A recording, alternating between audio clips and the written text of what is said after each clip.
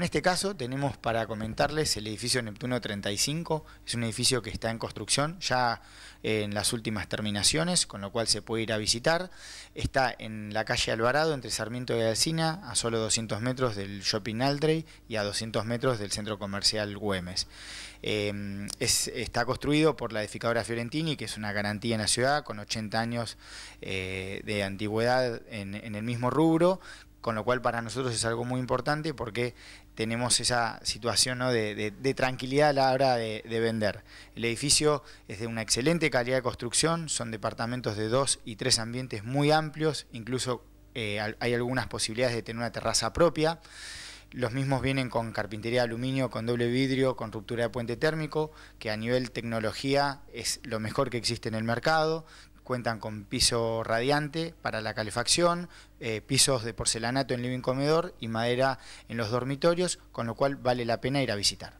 ¿Cuáles son las posibilidades de financiación?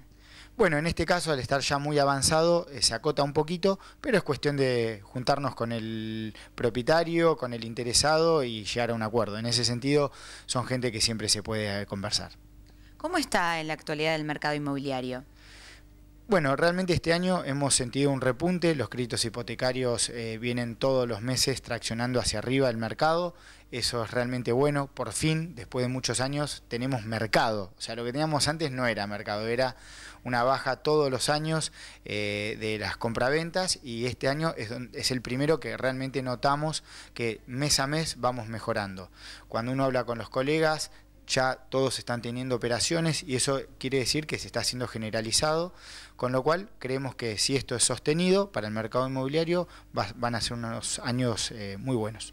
Francisco, comentanos cuáles son las vías de comunicación. Lo ideal es que se acerquen a nuestra oficina, que está en Hipólito Yrigoyen 2158, entre Colón y Bolívar. Si no, tenemos toda la información en nuestra página web, que es www.valenciapropiedades.com.ar, y si no, a nuestros teléfonos, que son 494-1230 o 493-5957.